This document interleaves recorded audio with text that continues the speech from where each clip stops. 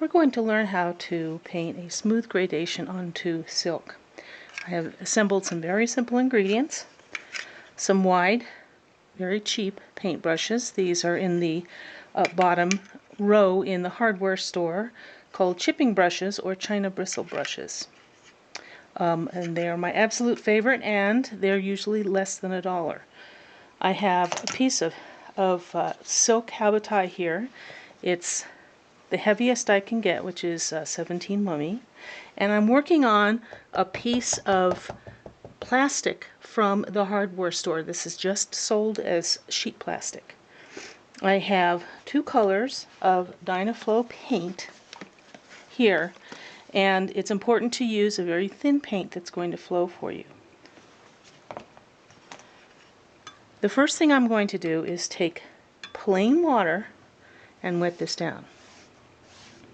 The reason that I brush it on rather than using a spritzer is because the first thing any natural fiber will do when it gets wet is expand. So even if you taped this down, it would still be loose if you didn't brush it on. And this brush helps it kind of stick onto the plastic. All of these little air bubbles that you see will show.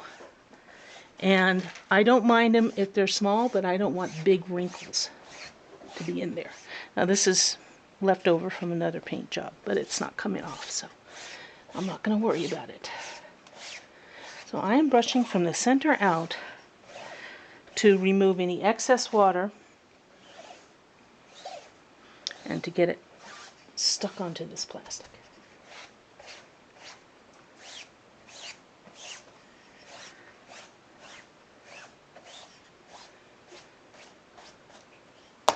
Now I'm going to start with my lighter value, which is the red. And I stick my brush right in there.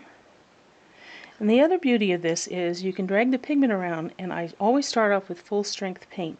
And that way I know what strength it's going to be rather than just diluting it. So I'm going to paint a circle. And you can see how it's crawling and bleeding on its own. I want the center to be very, very light. So I'm going to let that crawl by itself and see what it does. I'm going to come back here and drag the pigment out to make it thinner. So you can see, since the fabric is wet, I have a lot of open working time. And I can move the paint around. Now I'm going to come in with the darker color, and starting right outside here, where I want the purple to be most intense, I'm going to paint a ring of purple.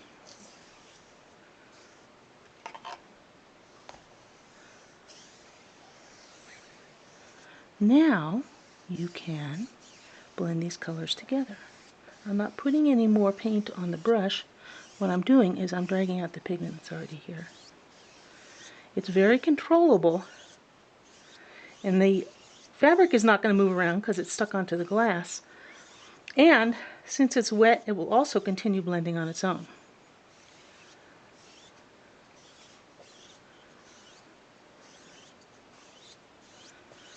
So I'm going to go up here, and I want a really cool gradation of colors.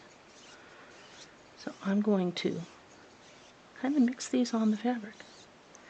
And I can drag the purple out on the outside to get a very lighter shade.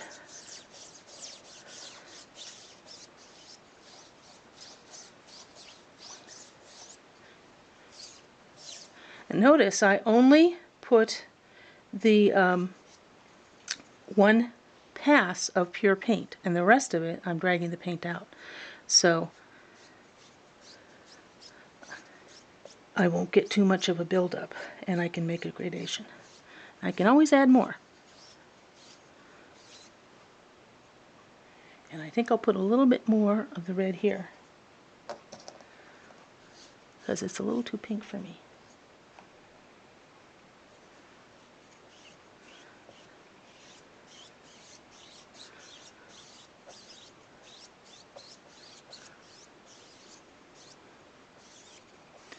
Now these brush strokes will smooth out since it's wet. They will smooth out as it dries. And I want this inside to feather out a little bit more, so I can actually push some paint around with my finger. Look, Ma, finger painting. Now this must stay there until it's absolutely dry. So I'm going to leave it for 15 minutes since this is New Mexico. We'll be back.